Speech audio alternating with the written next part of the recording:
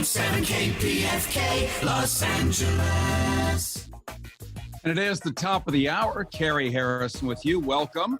To those who got the first newsletter, congratulations. We're about to send another one out with stuff that you simply cannot and will not hear on the radio. Many of these are going to be turned into webinars made available to everybody listening. So just want to let you know that is upcoming. Happy to be with you here today, not asking for money. Did I happen to mention not asking for money today? This is going to be a regular show.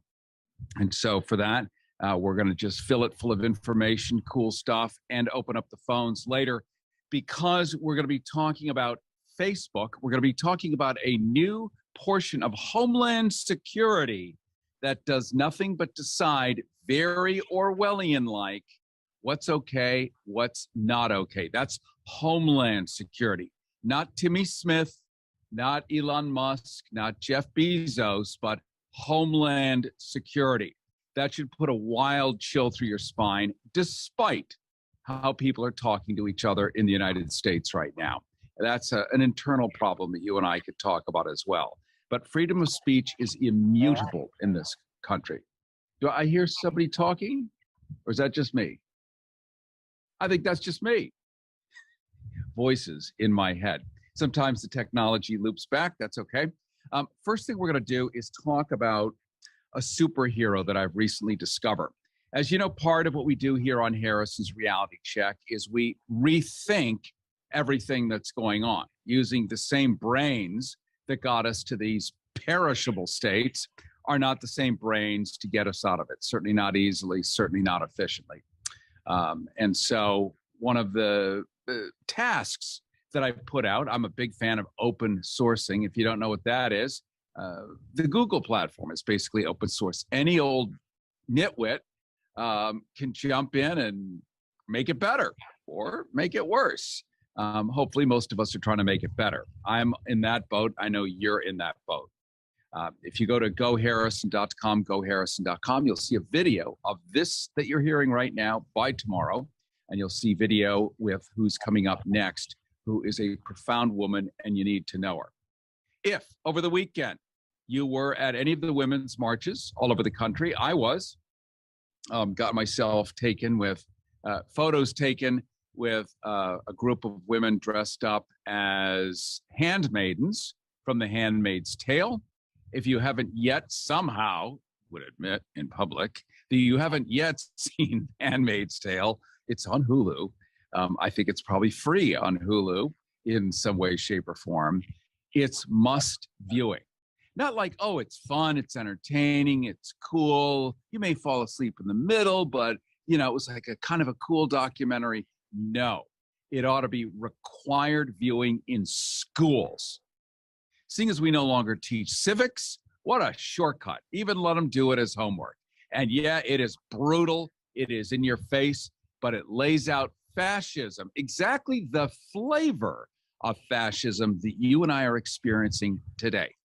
And later on in the show, we're going to be looking at a piece of that as Joe Biden has created a new division within Homeland Security right out of George Orwell's 1984, let's just call it the Ministry of Disinformation. And they will be coming after you and me. Even if we trade recipes and someone decides, you know, you traded a recipe 7 years ago and it had a meatball in it, and that happens to be the favorite meatball of ISIS. Boom, you're cooked. So I want to talk about that and open up the phones. But before we do that, I want you to meet a woman named Barbara Handlin. You and I can talk endlessly about big pharma, pharmaceuticals, and we do. And we can laugh at their commercials. You know, ask your doctor about causes death, bleeding, erectile dysfunction, uterine prolapse, you know, 20 minutes of that. And then 1 second of, but it could help with your headache. Ask your doctor, call now. I mean, ridiculous stuff. Then you and I are faced with pricing. If you've had COVID, gone through COVID, you'll find that the government no longer helps. They did for a while, no longer helps. And there is a massive amount of debt burden from people that got COVID. And guess what? Their insurance companies don't want to help. It's kind of like, you knew, wear a mask, but nope, you're better than that. So it's on you to the cost of hundreds of thousands of dollars, millions in an aggregate form. Well, this woman, a scientist, realizes that the pharmaceuticals that you and I use, I'm going to make a parenthetical statement here. What used to be called Viagra, you could still buy it as Viagra, and you could pay a lot for it. Well, the patent on that got old, expired, and became public domain pretty much. Anybody can make what is once was uniquely Viagra. Watch TV, Roman, all these commercials all over the internet for ED, which is ED, which is actually erectile dysfunction, which is actually flaccidity. And if you want to reverse that, you can take generic Viagra, packaged and marketed under myriad different names. That said, there are all these drugs out there whose patents have expired that are really cheap and can be replicated, but not for their intended use. So we were talking a minute about some of these crazy pharmaceuticals with all these horrible disclaimers, how you're going to die and exsanguinate, bleed to death, and brains fall out, and all of this stuff. But it might help with your eye twitch, and that's worth it. If it's bad enough, it might be. But death as a side effect, that's kind of, you're a high roller. Let's put it that way. Some of those side effects speak exactly to minor side effects, like positive side effects. Viagra, for instance, ended up being used for a man's flaccid proboscis. Why? Because it actually helped with blood pressure. It helped open up the vascular system. Guess what? When you open up the veins in an area that's got little tiny ones that are full of plaque because you got older, things aren't working so well, bam, Disney magic, and your partner looks at you and salutes right back. It's a miracle.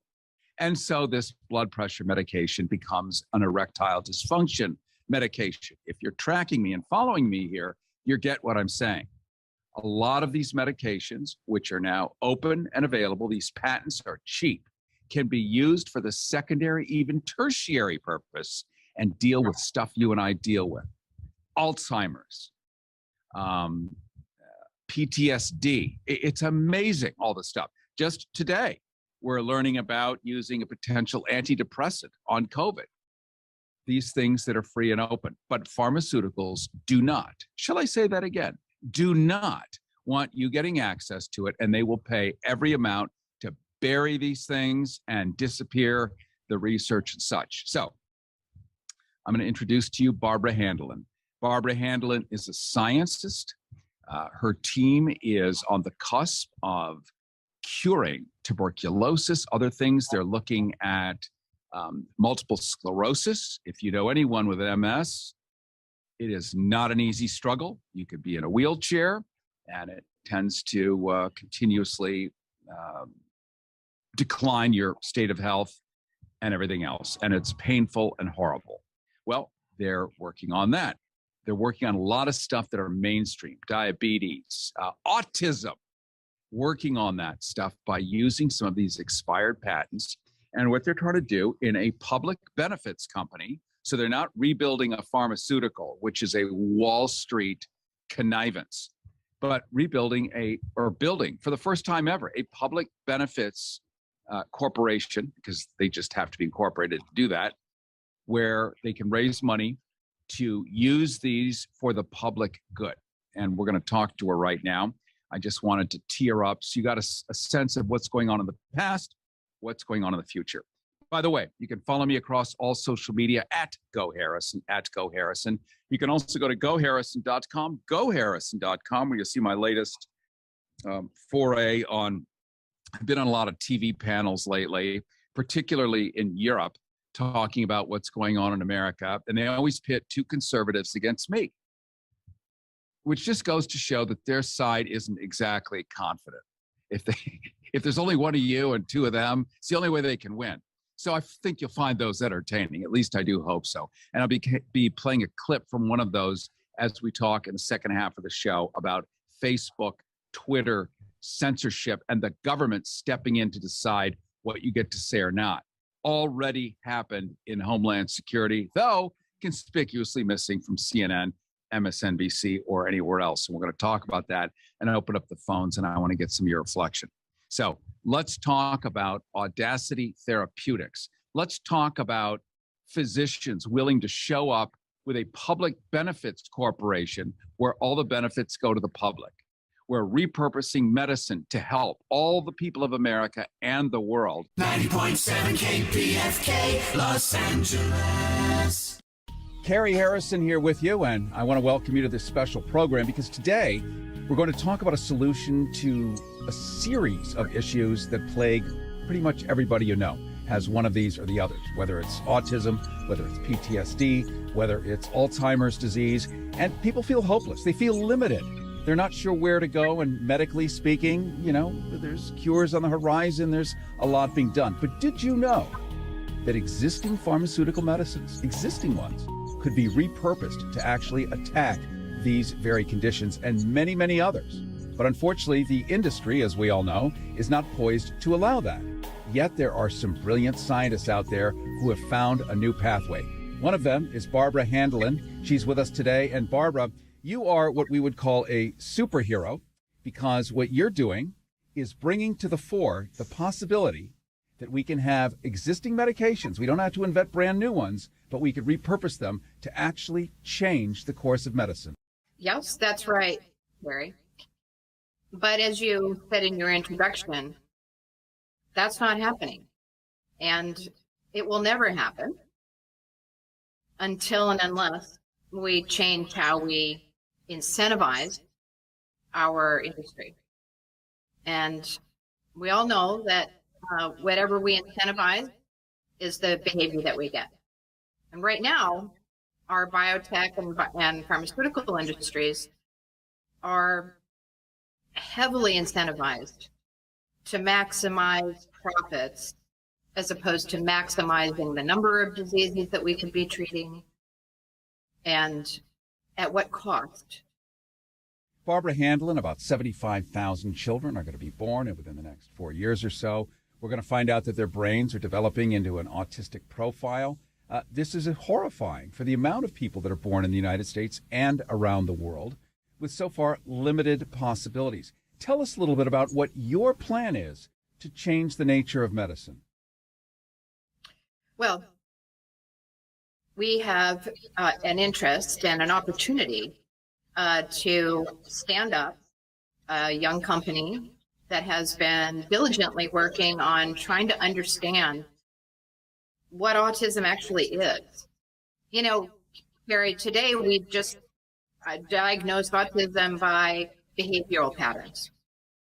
And those are hard to pick up on until a child is, 3, 4, 5, 6, 7, 8 years old, as speech and various normative social behaviors start to fall away. So this company took the attitude of maybe we could understand what the actual underlying biochemistry of autism is. And if we could, then we'd be able to take a blood sample or a urine sample, and instead of guessing based on behavior, you could make a diagnosis. And you could do that really early while that child's brain is going through its major developmental processes. And you would have an opportunity to intervene using even the behavioral methods that are being used today, which we know are effective, especially the earlier we start. So this has been a lot of science and technology to figure all that out. The company's actually poised to bring this to patients. So I'm guessing there is a price tag to this. We hear from the pharmaceutical companies that the whole reason they can't actually really help us is that it's impossibly expensive. The research and development, the yacht payments, whatever it might be. The fact that, the industry spends at least 50 cents of every dollar on sales and marketing. But, none of us are standing around at the pharmacy saying, I don't know, do I want this brand or that product? No. You know, in sales and marketing, they teach you need to get the prospective customer to the point of where they feel they must have your product. Yeah. Well, we walk in must having. I have a friend, Barbara, in Switzerland who works for Novartis, and they make Claritin. And I said, well, if this were the U.S., we would simply fly a crop duster and put in all kinds of allergens while we're crop dusting and give everyone hideous hay fever for 1,000 square miles and then run Claritin ads. And he said, that's brilliant. I said, no, I'm not recommending it, but that's how we do it in the States. He goes, I don't think that's legal here. I said, good.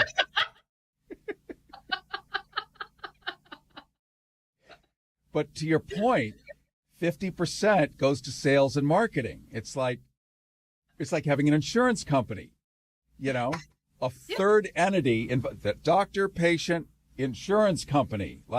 And what are they doing here? Well, they're taking their cut.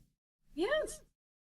Yeah. No. It's so the numbers, just speak yards about why we are where we are. But you found a new way around this through a public benefits company where the public benefits, hey, wow, but you have to raise money for it. Yeah, that's right. That's right. And the existing investor base for all things medical is very expensive capital.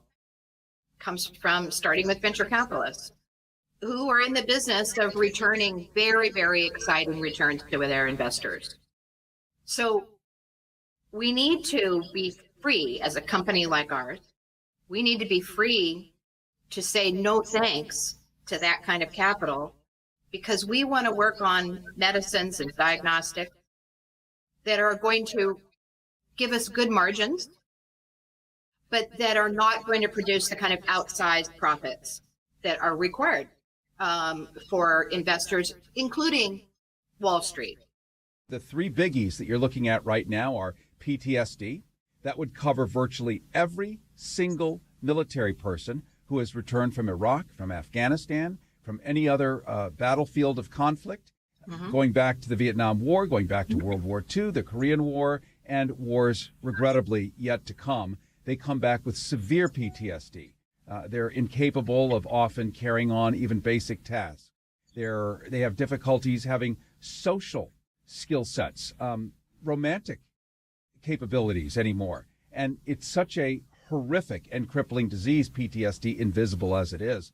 For you to be able to offer real solutions to that helps at least 10% of America right off the bat. Autism helps at least 10 to 20% of America right off the bat. Multiple sclerosis helps, again, a huge number of Americans right off the bat. What does it cost for you to put on one of these clinical trials so that we get an understanding of what investors might be looking at? Well, the cost for us to engage in clinical trials for any of those and the myriad of other diseases, disorders that we are looking to address with existing medicines, our costs are significantly less than what you will hear in the general industry.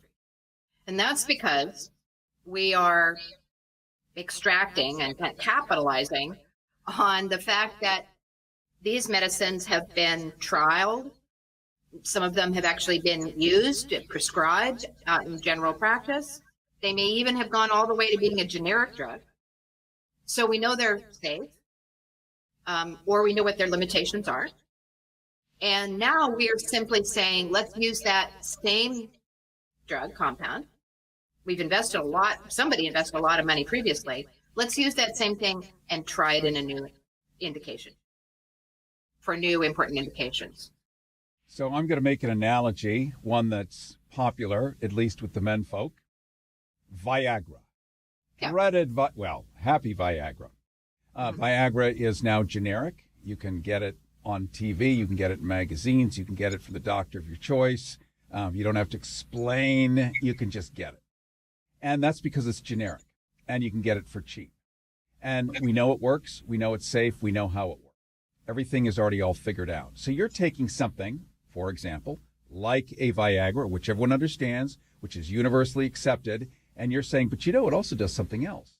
It also helps like lower blood pressure. I think it actually does. And some other That's what it was originally being developed for.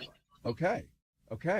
And so we're going to actually focus it on lowering blood pressure, and we're going to do it at a tenth of the price as it would ordinarily be. Well, that's a big win for people with high blood pressure, like most Americans. That would just be a made-up example. But that's what you're looking to do for your big three right now: multiple sclerosis, MS, autism, and PTSD, is find ways like this where you can make major changes at affordable prices. Correct. So, for example, multiple sclerosis. Members of the Audacity team have developed evidence that an old AIDS drug, an old anti-HIV drug, can be extremely effective in treating multiple sclerosis. And, why do we care about that? Geez, there's 60 other medications that are on the market right now for multiple sclerosis. But if you talk to people who have multiple sclerosis, most of them will tell you, my disease is inadequately treated. I keep progressing. And some of my symptoms, like my debilitating fatigue, are ruining my life. And I'm getting worse. That's an enormous market for a number of companies. So do you think they have an interest in picking up an old generic AIDS drug and letting that come on the market as a potentially more effective treatment for multiple sclerosis? Yeah, certainly not. And the investor base who would be wanting to invest in some exciting new cure for multiple sclerosis, they say, well, you're not going to be able to make that kind of profit on an old drug. So therefore, that investment doesn't flow in. Cary, we need a new class of investors. Interesting question here. New class of investors, they get a major bang on return, plus they get to help the human race, of which they are members personally. You get to opt out of that part. I mean, it's got so much upside that it's absolutely crazy. These investors get to participate in that, and we get to repurpose drugs that most pharmaceutical companies could literally not give a darn about. As far as they're concerned, there ain't no more profit. The patents have expired. See ya. You're sitting on a treasure trove of dynamite data and information that can repurpose these things into nothing less but than magical cures. On your staff, on your team, part of your collective, part of your collaborative organization is a woman who is instrumental in us understanding TB, tuberculosis, and getting very close to that cure.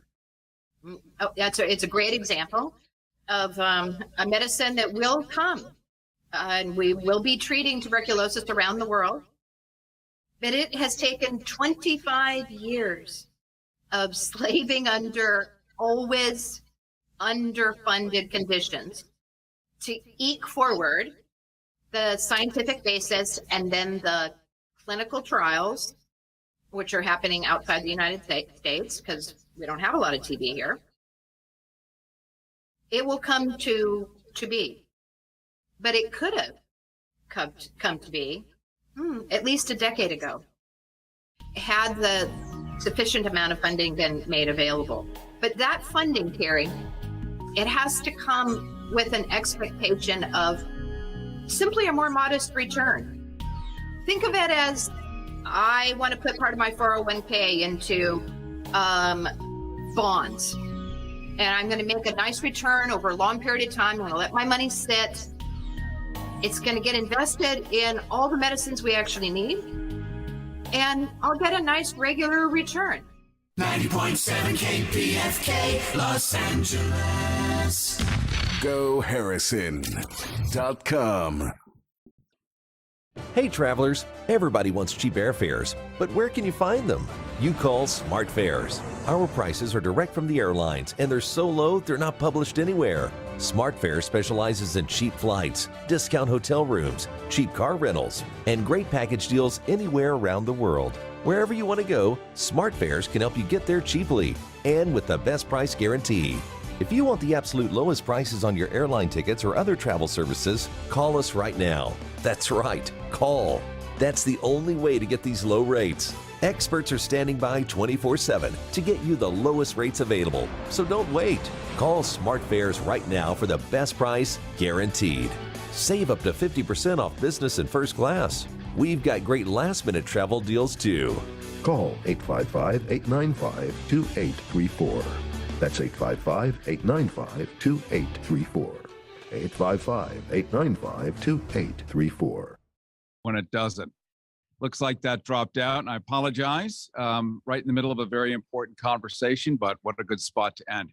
That was Barbara Handlin. She is the CEO, the scientist behind making these drugs possible, the open sourced drugs, the patent expired drugs available and almost cost-free for regular people like you and me. Stop the aggressive Wall Street version of putting them up for sale, selling them for only one of their beneficial and ameliorative uses, even if it kills you, gives you diarrhea, causes death as a side effect, all of that going away. So if you want to learn more, you can go to Audacity Therapeutics. That's therapy with an A, THERAPUTICS. I know, but who spells anymore? AudacityTherapeutics.com, AudacityTherapeutics.com, and you can learn more. This is like breaking cool intellectual news here. Cary Harrison with you. This is Harrison's Reality Check. You can follow me at any time at GoHarrison, at GoHarrison. You can also go to our website, goharrison.com, where you'll see a video of this. You'll see the video of Barbara, probably uninterrupted. Tomorrow, it'll all be posted, plus your phone calls as they're coming up in just a few minutes, because we're going to talk about George Orwell's unfortunate auguring of gigantic government overreach and orgasmic fun and frolic. You thought John Ashcroft was bad. I knew John Ashcroft was bad. In fact, he was the only one who ran for public office, if you remember, back in the state of Missouri, and a corpse beat him. That's how much he was despised, disrespected, unrespected, disliked, and thought as a fraud. Well, a corpse, the corpse of the former, I think it was a governor who had already died, won over John Ashcroft. Perfect selection for attorney general by the Bush administration, Bush, Cheney, et al. So they grab him up, and he's the guy that gave us the Patriot Act. Hundreds of pages, not read at all by Congress, rubber stamped, bam, Bob's your uncle, get rid of the Fourth Amendment, get rid of everything, and the government can just seize whatever it needs to, assuming you're a terrorist. Why would they assume you're a terrorist? Because you are.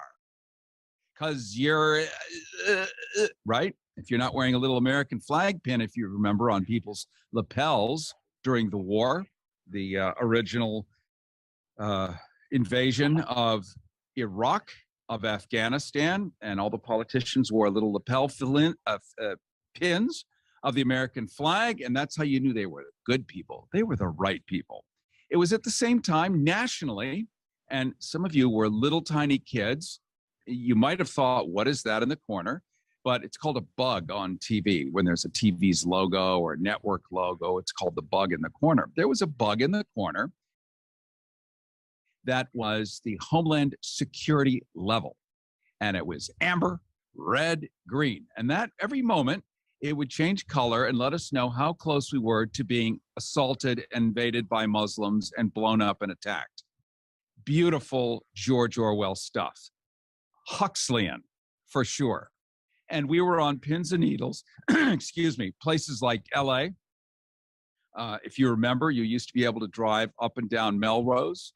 You could drive right into Paramount Pictures, have lunch with somebody, not a problem. Go to the commissary, not a problem. Helps to know somebody, but you know what I'm saying. Then, I mean, they seal it off. You still can't get it. You still can't get in anywhere. And that's a hangover from 20 years ago from John Ashcroft. Well, now under Joe Biden, and you know, I really want to love him. I really do.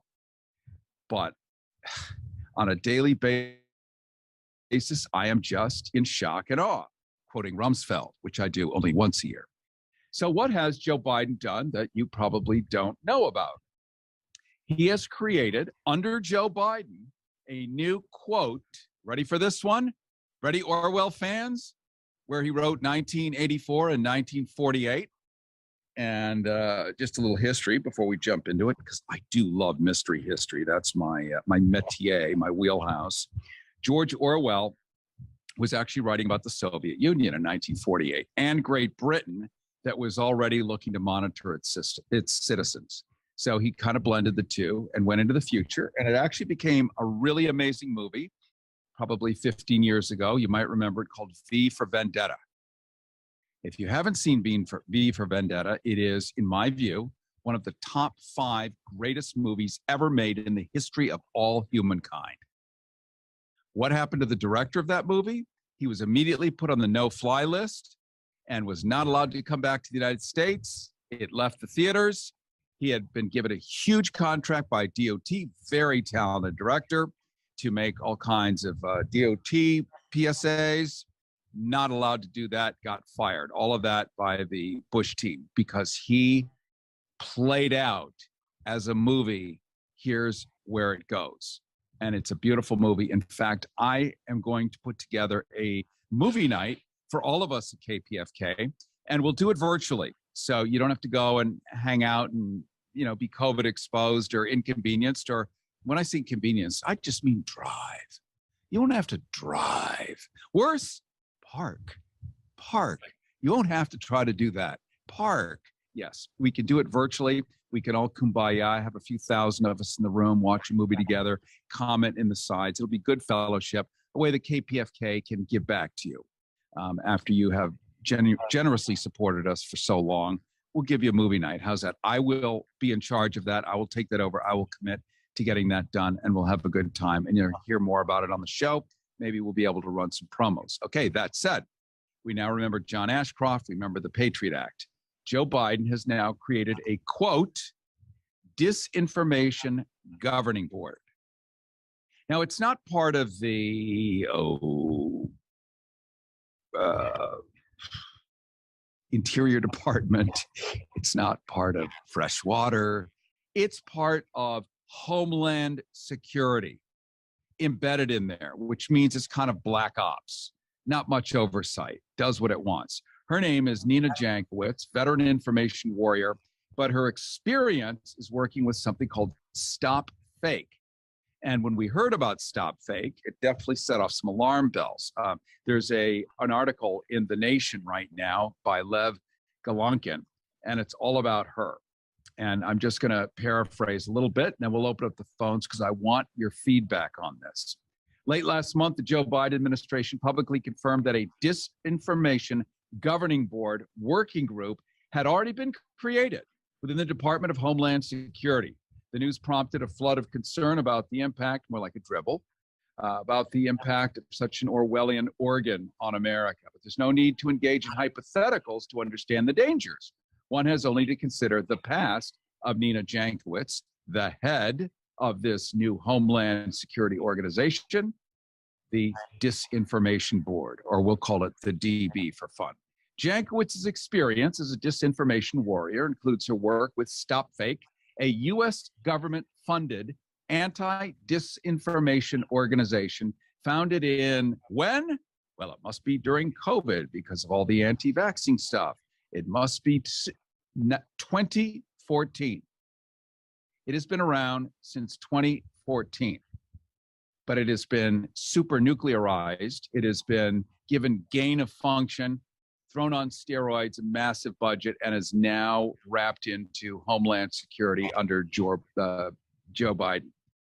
And it's been lauded as a model of how to combat Kremlin lies. 4 years later, Stop Fake began aggressively whitewashing Ukraine. Listen to me. I'm having troubles talking. Hold on. Let me slap myself. There. Much better. Reset. 4 years later, Stop Fake began aggressively whitewashing 2 Ukrainian neo-Nazi groups with a long track record of violence, including war crimes. Today, Stop Fake is an official Facebook fact-checking partner. Let me say that again. Today, Stop Fake, run by Homeland Security, is an official Facebook fact-checking partner. They decide what the facts are, by the way, Homeland Security. Not a bunch of academics at the University of Chicago or Harvard or Yale or Kansas or Gainesville, Florida, but Homeland Security, which should tell you something right there. This is why it's Orwellian. It's a government agency.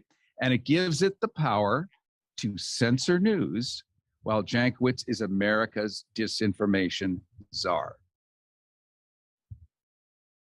Here's what the Nation says. If the Biden administration is serious about combating threats such as white supremacy, perhaps it should first reflect on the old Roman question, who will guard the guardians? Stop Fake was founded right after Ukraine's 2014 Maidan uprising ousted the country's president and swept a new U.S.-backed government into power. That might be something that CNN forgot to tell you about.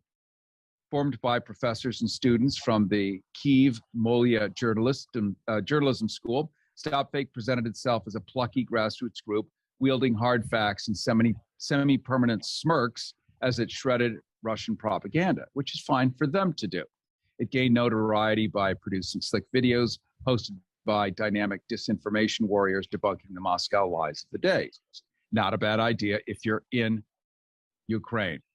So, flash forward. Here we are today with a new government agency, part of Homeland Security, that's deciding what's true or what's not and can literally censor it through Facebook.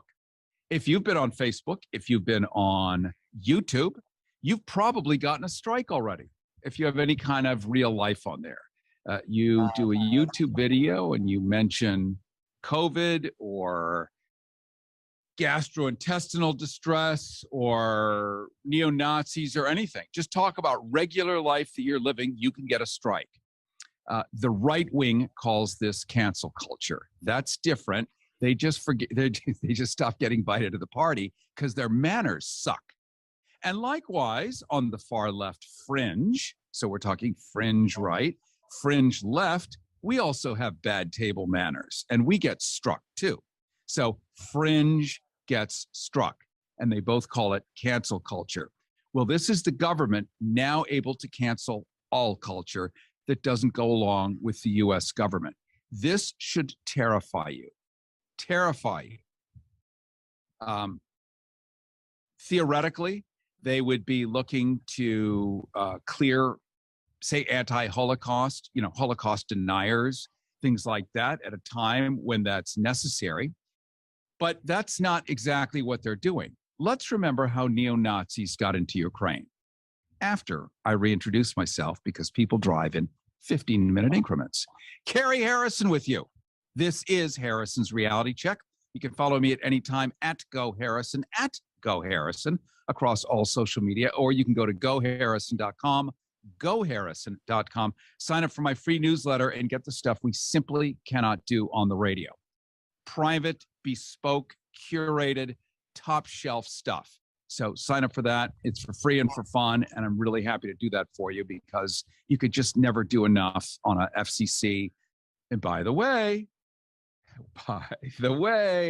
what do you think overreach, disinformation governing board is going to have now? FCC. So let's see how long we can do this on KPFK. That's how real, how huge it is that Joe Biden embedded this now as a full-on, fully funded organization.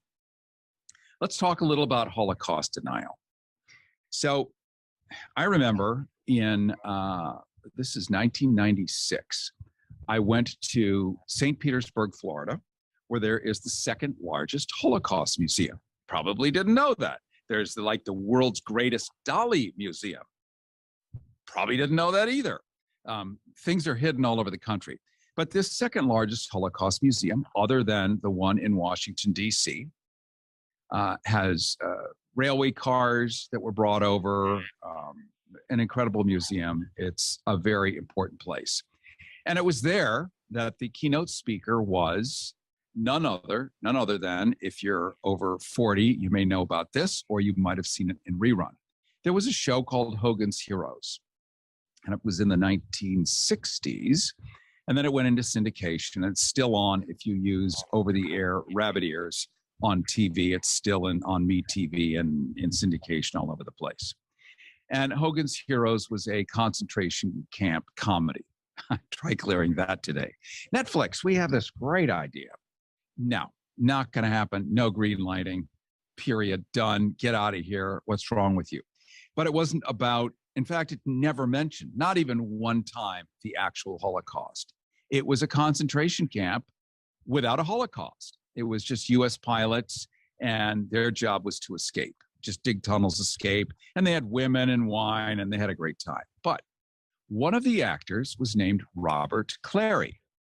And if you're Googling Hogan's Heroes right now, just to see who the cast was, he was the Frenchman named Lebeau, a real Frenchman named Robert Clary. Robert Clary, when he was 15, living on the left bank of Paris, the tanks were rolling in, the Nazi tanks. He and his entire family were taken off to Auschwitz. And over the course of 5 years, every single one of them was exterminated, except for young Robert Clary. And they exterminated over 5 years every one of his family members in front of him. Now, why would they do that? Well, it diminishes your morale. It breaks your soul and your spirit, and you become enslaved to that system. And it was during liberation that he was able to escape or get out, became free. And he swore he would never, ever, ever let another person on the planet know he was Jewish, because he knows what happens when you're Jewish. And why would he in a million years think that this wouldn't happen again? Particularly since both the US and England had a chance to stop the camps well before the end of the war. In fact, in Dachau, one of the most famous camps, there was a guy escaped, and he was a political prisoner. All the prisoners were political in the beginning for the first number of years. Then around 1938, it became all about Jewish. But before then, they were communists, they were trade unionists, they were political prisoners. And the statement of Arbeit macht frei, or work will set you free, was actually true until 1938, because these were literally work camps. Work will set you free. And you not only worked your ass off for the Nazi Party, but then you signed a bunch of affidavits and documents saying that you would never say a harsh word against the Nazi Party. You were going to embrace it in your heart and never cause a problem again. And if you violated that, you would go back to camp and never, ever, ever, ever get out, like a gulag. So, the stakes were high, and a lot of people behaved because their spirits were broken. So, flash forward. A guy gets out, he writes a book all about what's going on inside of Dachau. Dachau is 30 miles outside of Munich. Fabulous Munich. Oktoberfest Munich. Lufthansa Airlines, best airport in the world, other than a couple of other best airports in the world. Yeah, that Munich. 30 miles out is the test camp for all the camps, and where some of the most wretched stuff imaginable is going on. So this guy escapes, writes a book about what's been going on in there, and a copy of it ends up with FDR, and a copy of it ends up with Churchill. FDR looks at it and says, well, it was written by a communist, so just throws the book down. It's not worth looking at, not worth reading. It's obviously a lie. We had, in this country, had communist socialists in the 1920s. The guy who founded Pacifica, Lou Hill, a socialist. A lot of them. Eugene V. Debs. I worked for a radio station in New York City called WEVD, a talk radio station. I was doing afternoons there for 3 months. And WEVD stood for Eugene V. Debs, who was a socialist, a good one, like a great guy. Wanted trade unions, wanted representation, wanted equality under the law. So he had to go to prison. That's how you deal with it. So FDR is like, book, throw it away. Here's what's going on at Dachau. It gets to Winston Churchill. What does he say? He looks at it and he says, why would we waste a bunch of good bombs on a bunch of Jews? There it is. So for the next years, Dachau becomes supercharged. Auschwitz adds on Birkenau, adds on Treblinka, adds on 60 other camps. They could have stopped it. They chose not to. This circles back to why would LeBeau, the character played by Robert Clary, who had been taken out of Paris as a 15-year-old boy, the actor from Hogan's Heroes, thrown into Auschwitz. He gets out and he says, I'm never going to let anyone know I'm Jewish again.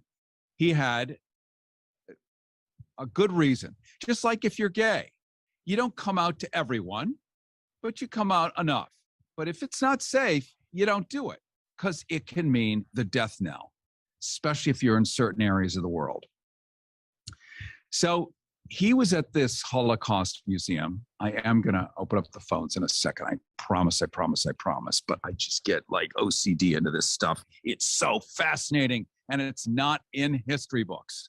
So forgive me, ride with me, and I thank you for your forbearance. Cary Harrison with you. This is Harrison's Reality Check. You can follow me across all social media at GoHarrison. And you can go to goharrison.com to see a video of this show, previous shows, and some recent panel discussions I've been on where it's always 2 against 1, against me. The right wing against me. Because they're so powerful, they need 2. That should tell you something. Anyway, here he is, Robert Clary, at the second most important Holocaust memorial in St. Petersburg, Florida. And he comes out as Jewish at age 86 at the time. And I recorded this. In fact, I'm going to include that in the newsletter because you'll be able to hear it for the first time ever, and tells his story. When they were shooting Hogan's Heroes, he, if you remember the opening scene, it's a bunch of drums and some German trucks and the gates opening to the camp. And then there's a doghouse with a German shepherd in it. And the doghouse gets flipped up, and underneath is the Frenchman, LeBeau. And clearly there's a tunnel under the doghouse. Well, normally you can shoot those things in, I don't know, 30 minutes, maybe that scene, a couple of takes, Bob's your uncle. Well, here's a guy who had been in Auschwitz with those same German shepherds tearing at him, ripping at him, biting, chewing up his friends. And here he was, he had to be in the same tight space with these German shepherds. Let's also acknowledge Hogan's Heroes is shot in 1964 and 5. World War II was barely 20 years old. And, you want some PTSD. It was still happening in many ways. And a lot of those Nazis, as we know, came over here in the U.S. under Operation Paperclip. About 1,500 Nazi scientists, death camp scientists, rocket scientists, put us on the moon. Werner von Braun died a hero's funeral. The same guy that invented the V1 and V2 rockets that bombed that diddly out of London and slaughtered all those people and thought the Fuhrer was wonderful. But he also thought NASA was wonderful, and NASA thought he was wonderful. And if you're going to win a space race, you got to bring in the worst people possible if they're efficient. So Robert Clary tells his story, comes out as being Jewish, pulls up his sleeve, and shows on his arm his numbers, his tattoos, and tells the story of them killing his family members one by one, and realizes that anytime you let a government unroll itself to the end, where it does not have proper or authorization, where it does not have guardianship, who's policing the police, it always goes into extremism, because the guys at the top get comfortable and they want to protect their power from, new and upcoming people or people that don't like what they do. And it was a powerful epiphany for me. It was my wake-up call in a much younger version of my life. Listening to this guy, listening to how history works, listening to why it works.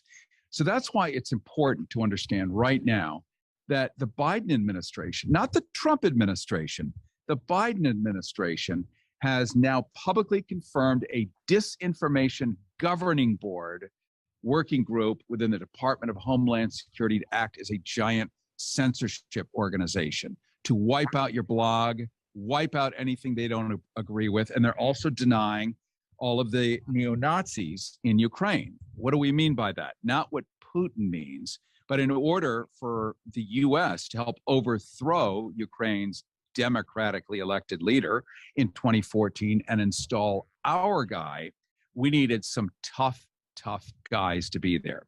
And there were a lot of neo-Nazis, and we gave them lots of money, lots of guns, lots of arms, and they helped. Well, you know, it's just like the Mujahideen, isn't it? When you go into Afghanistan in 1978 to fight the Soviets, and you create this radicalized bunch of lunatics who are the only ones strong enough, brave enough, and nuts enough to fight the Soviets. And then you split and leave them with all the fallout, not enough money and food, and they have all these beautiful new skill sets. And so they create their own crazy, lunatic, religious-based Lord of the Flies, isn't it? Lord of the Flies. So that's what's happened here. And I want to get your thoughts on a disinformation governing board and what that means to you in 2022. I get the argument. There's, you know, white supremacists out there. There's this, there's that. But the First Amendment is pretty immutable unless it's fire in a movie theater. It is not illegal to hate. There is no, I mean, you have a hate crime, but you don't have a love crime. Think about that for a minute. You have a hate crime, but you don't have a love crime. It is not illegal to hate. It is not illegal to have thought crime, to think that you hate someone. Maybe you have a resentment and you ought to work your steps, but it is not illegal to hate, to be upset, to be in a bad mood. It is illegal to go shoot people. But you don't go shoot people because you're bored on a Thursday. There's something else going on, and that's the giant mastodon with hair and teeth in the middle of the room.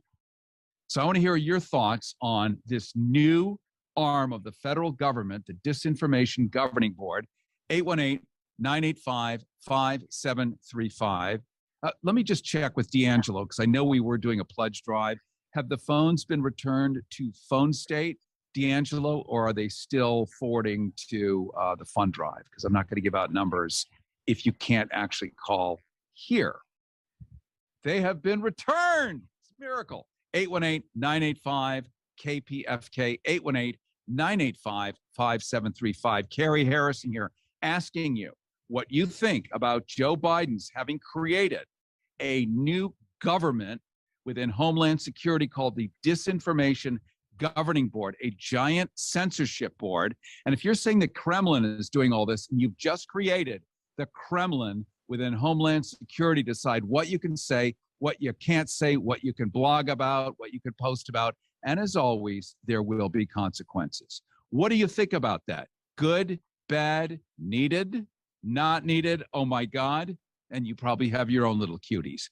818-985-5735, 818-985-KPFK. Give me a buzz, give your input, and we'll return on the other side, and we'll start taking your calls. Preventing truth decay. Truth decay. Cary Harrison, reality check live.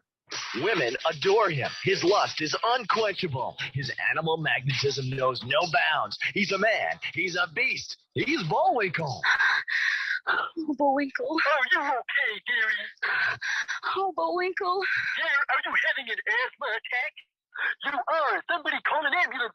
All right, Julie, now take a deep breath now. Yes, that's right. You can talk dirty to Bullwinkle, too. Have the moose with antlers satisfy your every bestial desire. Don't stop. I'm almost there. You're almost here? Boy, if I knew you were coming, I'd have baked a cake. Bullwinkle, make me scream. Well, okay. Your credit cards have been revoked. Yes, talk dirty to Bullwinkle. Call 1-900-MOOSE-ME. $2 the first minute, $6 each additional minute. The Moose is waiting to talk to you. Hurry up and call. I need the food. Call 1-900-MOOSE-ME right now. Listen, well, it's still legal. Cary Harrison, reality check live. All right. This summer, the United States Board of Tourism invites you to discover America. There's so much to see, so much to do. This week is Watch People Die Week in Tombstone, Arizona. Celebrate death as a natural part of life with music from the Grateful Dead, the all-you-can-eat buffet featuring lots of dead plants and animals. And on Saturday, join 106-year-old Grand Marshal Mildred Perkins as we take her off life support and see how long she lasts. Death, it's life's after dinner mint. America, we'll celebrate anything. JoeHarrison.com. Cary Harrison. Harrison's reality check. Reality Check Live with Cary Harrison. And it is 50 minutes past the hour, which makes it 10 minutes before the hour. We've got about 8 minutes. We've got a bunch of calls queued up. We'll certainly get to the first three. And I thank everyone for their patience at 818-985-KPFK. Let's go to John in Arcadia first. John, you're on Harrison's Reality Check. Welcome. Hey, you're welcome. Glad to be here. Thanks for taking my call. It's unconstitutional. He has no authority to do that. That'll be found to be unconstitutional, as the other things he's done throughout his presidency. And as far as saying fire in a theater, we're allowed to do that too. Point to me the law that says you can't. There is no law. One thing people have to learn is the law. It's like mandates are not law. Laws are created by legislatures, not by executive branches. And we have to start realizing that. That's why the lockdowns were illegal, because they were created by executives. Governors, presidents, mayors do not create laws. Only legislators do. That's why it's unconstitutional. Yes, and what about the idea, beyond just being unconstitutional, that there is a government arm now? I mean, they've been spying on you in myriad other ways, but the idea that they're directly interfering now with your ability to speak freely. We'll break it up there. Well, let's. Something about. Are you still there, John? I don't know. Well, that's illegal too. You know, a lot of things are illegal, and we're putting up with all this illegalities. The people of the United States must rise up and say no more illegal stuff. But we don't know the laws. We're so ignorant of the laws. Like take, for instance, the 1964 Civil Rights Act, Title VII. People don't know that that's there to help them prevent discrimination in the workplace, and yet that law was being broken by all kinds of employers during the pandemic. Coercion, intimidation, just saying that you don't have religious exemptions. We have the laws in our favors, and yet we don't. If we don't know the law, you can't put the law into your use. So, well, John, thank you for that. Thank you so much for the call. You're spot on, and it always gets back to education, education, education, and that's why I think that The Handmaid's Tale ought to be mandatory viewing in all schools, so kids can see here's what happens when it plays out. They're not old enough to know about World War II. In fact, most of us aren't old enough to know about it, except kind of the ridiculousness of it in some 1960s movies. Let's go next to Aaron in Hollywood. Aaron, you're on Harrison's Reality Check. Hi, can you hear me? I hear you great. Hear me? Well, I haven't heard about this censorship campaign he's trying to do, but I'll tell you, it's already underway. When they start to broadcast it, it's just because now they're going to disclose it, because the internet is completely controlled. I mean, I'm shadow banned. No one sees my post because what I post is so true. So what they do is they got a bunch of controlled opposition and shills and disinformation agents out there, and they flood the internet with bad information. So the real people who are trying to spread more truthful stuff, they get laughed at. You understand? And they ridicule anybody who says anything that's not within the narrative or the paradigm. Well, yes. And to your point, Aaron, part of the utility of this, if you think of the Kremlin, what is the Kremlin? That's what they do and have been doing, for 80 some odd years. This is the same thing. This is coming up with propaganda to feed the public, knowing that we're underinformed, undereducated. We don't know our own constitution. We've got QAnon. We've got this and that. What a great time to craft the message. Aaron, thank you so much for your call. I very much appreciate it. Back in the 1920s, Henry Ford, Mr. Conveyor Belt, what a great guy. He had a newspaper called the Dearborn Independent that he published every week. That was the most anti-Semitic rag you could never want to see in your life. So horrific was the Dearborn Independent, published every week and spread throughout the United States, that Hitler writes about it in Mein Kampf. And Henry Ford decides to try to put the Nazis on the U.S. radio. And thank God in 1927, Congress, still able to talk to each other, both sides of the houses said, you got to be born here if you're going to get on the radio, or certainly own it. And that all was true up until Rupert Murdoch, who got the first exception and gave us the beautiful Fox News. Here we are today. Point being that propaganda works. Henry Ford put on the radio a guy named Father Conklin. And in early radio in the 1920s, there wasn't much on, maybe a little music. I don't think there was really any boxing yet. That kind of came out in the 30s and 40s. A lot of music, some news, some of this, some of that. And then at dinner time, prime time, every single night, you got Father Conklin preaching fire and brimstone, paid for by Henry Ford. And he knew, just as the Germans overseas knew, that if you repeat a message over and over again and tell people they're going to burn in fire unless they do the following, including buying your automobiles, very bad things will happen and the punishments are coming. So this is why this disinformation board that's part of Homeland Security is particularly horrifying. To think that you, listening right now, you who I'm talking to personally, have probably 10 times the education of anyone in Homeland Security, just like when you go through TSA and they have all this control over you. It is inverse and upside down. Let's do a final call. Quickly say hi to Kevin in Studio City. You're on with Harrison. Hello, Kevin. Taking my call. Hello? Hello, my friend. Hello? Hello. Go ahead, please. Hey. Hey, I just tuned into your show and wanted to say thank you for offering just a balanced commentary and discussion about these very concerning times. And I really appreciated the topic that you're bringing up. I've been following democracies basically in general since the annual events.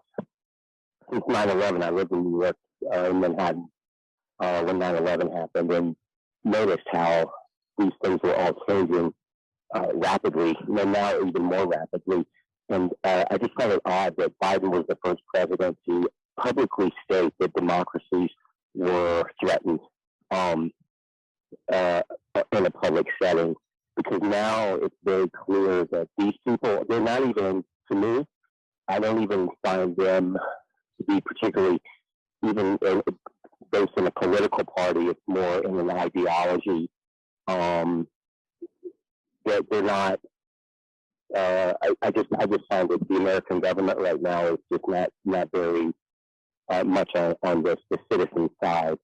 And I appreciate just tuning into your broadcast right now, especially on the far left side of the dial, no pun intended, and find something that's a balanced discussion that affects all citizens rather than a political party. Because thank you, Kevin. Thank you. I'm so sorry the clock is up against us, but what an excellent call. I'm very grateful. Thank you so much, my friend.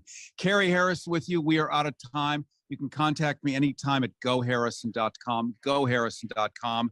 You could see this and some other panel discussions where this kind of stuff is done. I do it overseas generally because I'm sure as hell not going to get invited locally. Of course not. You can also follow me anytime at goharrison.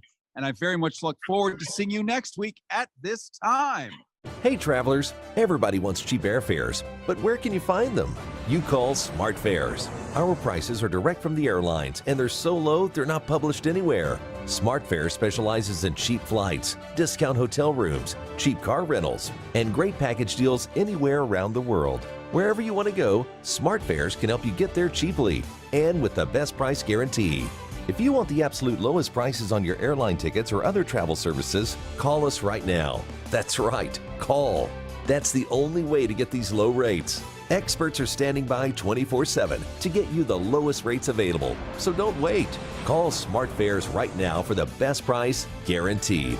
Save up to 50% off business and first class. We've got great last-minute travel deals too. Call 855-895-2834. That's 855-895-2834.